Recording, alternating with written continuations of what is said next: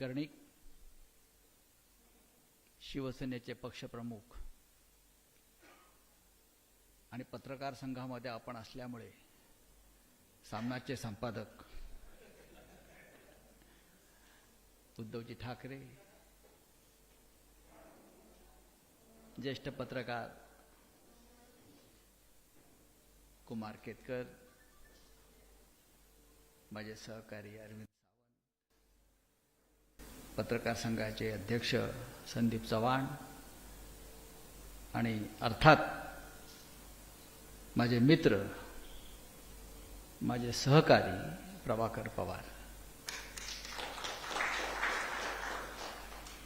प्रभाकर पवारांचं 10वं पुस्तक आहे. पुस्तक सोपं नसतं लिहिणं.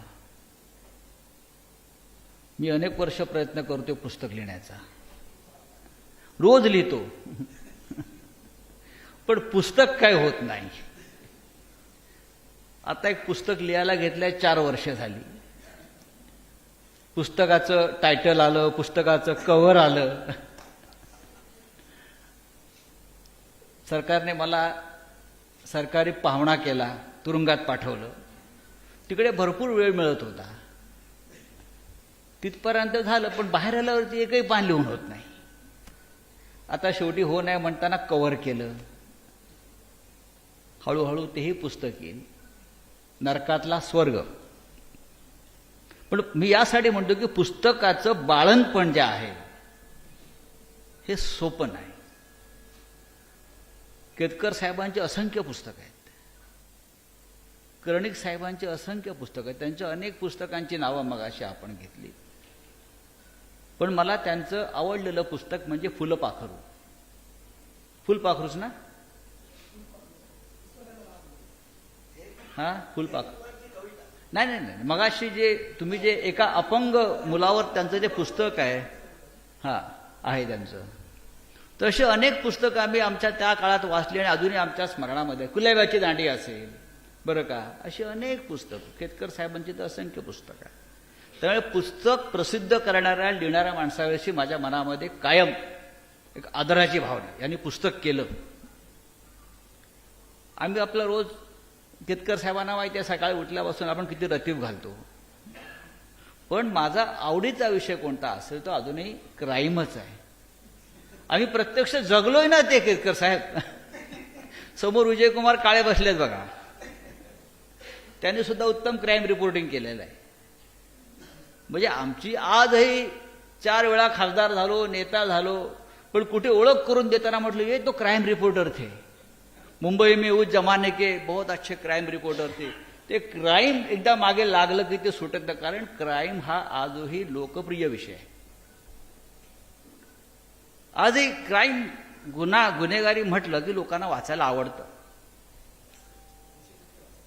आणि वृत्तपत्राचा खप वाढवायचा असेल तेव्हा आम्ही क्राईमच जास्त द्यायचो, क्राईमच्या स्टोरीज जास्त करायचो पहिल्या पानावर. म्हणजे क्राईमला फार प्रतिष्ठा होती त्या काळामध्ये. अर्थात त्या काळामधले जे क्राईम होतं ते खरोखर थरारक होतं, खरोखर थरारक होतं. आणि ते आम्ही सगळ्यांनी तेव्हा त्यावेळेला ज्यांनी ती रिपोर्टिंग केलं आहे, पत्रकारिता केली आहे, त्यांनी ते फार जवळून अनुभवलं आणि पाहिलेलं आहे.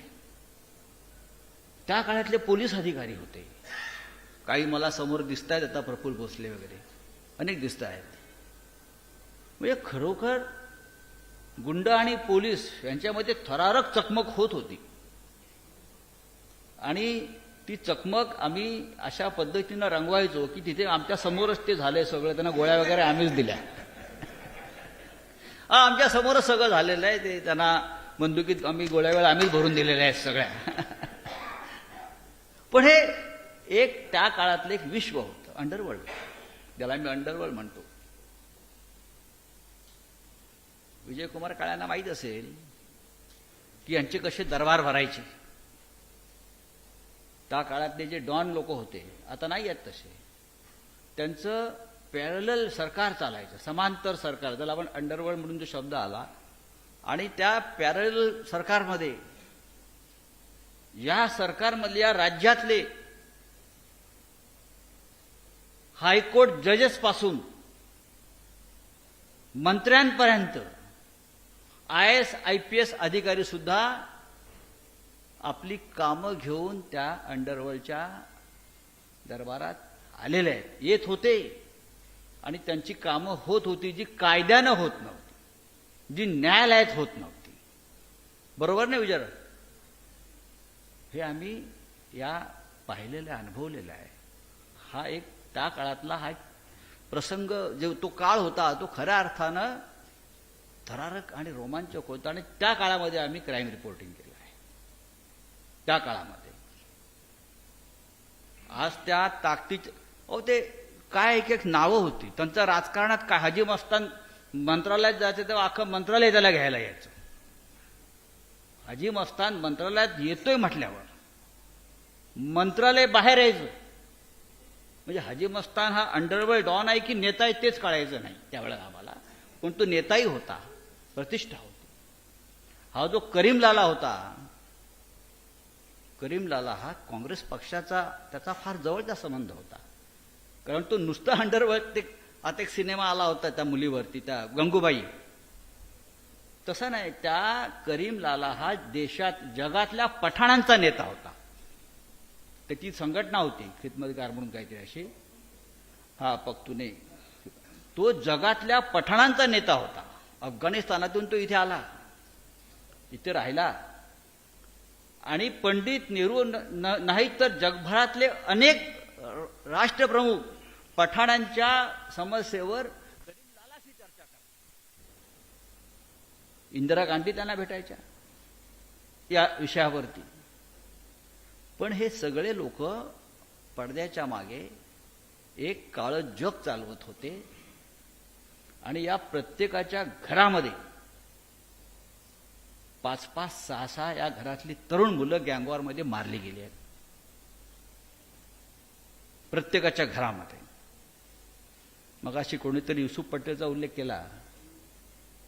युसुफ पटेल, हाजी मस्तान, एक ढोलकिया होता, महेश ढोलकिया, अरविंद ढोलकिया, हे सगळे त्या काळामध्ये अंडरवर्ल्डचे हिरो.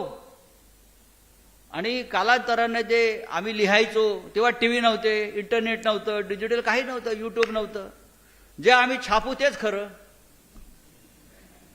जे आम्ही लिहू, जी स्टोरी आम्ही लिहू त्याच्यावर लोकांचा विश्वास. आणि लोकांना काय आकर्षण वाटायचं त्या सगळ्या गोष्टींविषयी. त्याच्यामुळे गुन्हेगारीवर लिहिणारा सुद्धा हिरो. मी हे यासाठी सांगतो आहे की क्राईम रिपोर्टिंग हा एक खरोखर थरारक आणि रोमांचक अनुभव त्या काळामध्ये होता. आणि हे करून सुद्धा आम्ही आज इथपर्यंत आलो. कुठपर्यंत आलो तर पार्लमेंटपर्यंत गेलो. म्हणजे तेव्हा या रिपोर्टिंगला जी प्रतिष्ठा प्राप्त झाली ती आता आहे का ते पाहायला पाहिजे. कारण आमचं पुढे इंटरेस्ट नव्हते. जे घडेल, जे दिसेल. आता मगाशी केतकर साहेबांनी सांगितलं ना की राजकारणामध्ये जास्त क्राईम आहे. राजकारण हे अंडरवर्ल्डच झाले आता. राजकारण हा बदमाशांचा जो शेवटचा अड्डा आपण म्हणतो ते त्यासाठीच म्हणतो. ते आता पाहायचं असेल तर गेल्या 10 वर्षात ते आपण पाहिलं आहे. या देशाच्या गृहमंत्र्यावर तडीपारीच्या केसेस आहेत, तो गुन्हेगार आहे. महाराष्ट्राच्या कॅबिनेटमध्ये तर अंडरवर्ल्डच आहे सगळं. म्हणजे हे आता बोलणं बरोबर नाही, पण हे अंडरवर्ल्ड आहे. म्हणजे हा गुन्हेगारीचा जो प्रवास आहे आपल्याकडला तो दाऊद इब्राहिम तो वाल्मिक कराडपर्यंत झालेला आहे, बीडला. म्हणजे राजकारणापर्यंत पोचलेला आहे. आणि अशा सगळ्या गोष्टींचं वर्णन आता आपण या लिखाणातून करतो. पण आता टीव्हीवर बातम्या येतात, स्पेशल स्टोरीज होतात. पण जे आपण लिहितो, आम्ही लिहत होतो ना, त्याची मजा त्याच्यामध्ये नाही. जे आम्ही सांगायचो, कथन करायचो, लिहायचो, स्टोरी छान लिहायचो आम्ही. मग आमच्यावर खटले पण व्हायचे. काळे हसतायत. म्हणजे क्राईम स्टोरीवर खटले व्हायचे. पोलीस आमच्यावर खटले दाखल करायचे. एक कमिशनर होती इनामदार नावाचे, त्यांनी माझ्यावर खटला दाखल केला होता. असे अनेक खटले आमच्यावरती व्हायचे. पण आम्ही ते सुद्धा, त्याची सुद्धा आमचे संपादक होते माधवराव गडकरी. क्राईम हा विषय म्हणजे या समाजामध्ये बघा, कोणताही समाज हा गुन्हेगारीशिवाय मुक्त असू शकत नाही. कोणताही समाज हा गुन्हेगारीशिवाय मुक्त असू शकत नाही. म्हणजे अगदी रावणानं सीतेला किडनॅप केला असं आपण म्हणतो, तेव्हापासून गुन्हा सुरू आहे. किडनॅपिंग झालं ते, तेव्हापासून जी गुन्ह्याची परंपरा आहे ती आता या काळापर्यंत सुरू आहे. तेव्हा एक वाल्मिकी होता, आता एक वाल्मिकी आहे. तो पण वाटमाऱ्या करायचा, हाही वाटमाऱ्या करत होता. ही आपली एक मोठी परंपरा आहे. आणि ती गुन्हेगारीला तुम्ही किती म्हटलं तर फक्त आमचं म्हणणं एवढंच आहे की पोलिसांनी गुन्हेगार बनू नये. पोलिसांनी खाकी त्यांची जी वर्दी आहे त्याचा सन्मान राखला पाहिजे. आणि ज्या दिवशी पोलीस गुन्हेगार होईल, ज्या दिवशी प्रधानमंत्री गुन्हेगार होईल, ज्या दिवशी मंत्री गुन्हेगार असेल, त्या दिवशी समाज हा समाज राहत नाही. मग गुन्हेगारांना बळ मिळतं. म्हणून पोलिसांनी पोलिसांचं काम केलं पाहिजे, राज्यकर्त्यांनी राज्यकर्त्या, शासनकर्त्यांनी शासनकर्त्याचं काम केलं पाहिजे. तरच या समाजामध्ये आपण गुन्हेगारीशी लढू शकतो. मी सातत्याने या विषयावर पूर्वी लिहिले आहे, पण आता अलीकडे मी या विषयावर कधी लिहित नाही.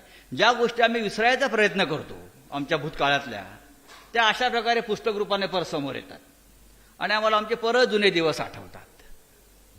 पण आम्ही एक तो काळ पाहिलेला आहे. असा कोणताही गुन्हेगारीतला अड्डा ना जिकडे मी गेलो नाही.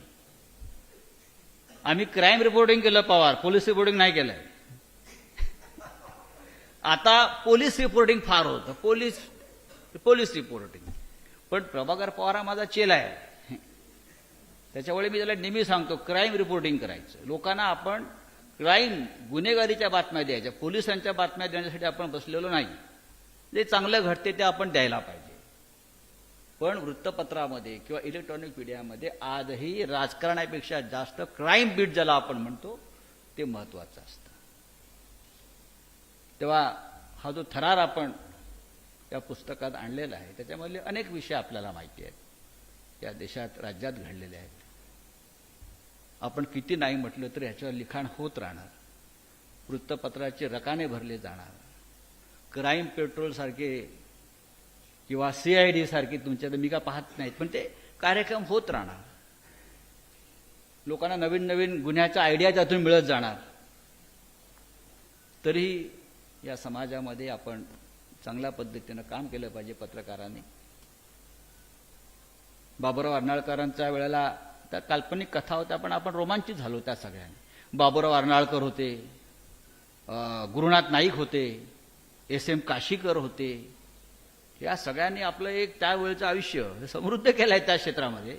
श्रीकांत सिनकर यांच्या पोलीस चातुर्य कथा होत्या. प्रमोद नवलकरांनी गुन्हेगारीवरती अप्रतिम लिखाण केलेलं आहे त्या काळात. प्रत्यक्ष फील्डवर जाऊन म्हणतो मी, प्रमोद नवलकर होते. तर या सगळ्याचा वारसा प्रभाकर पवार आपण चालवला आहे आणि ते नेहमीच मी आपलं कौतुक करतो. आज आपली 10 पुस्तकं झालेली आहेत.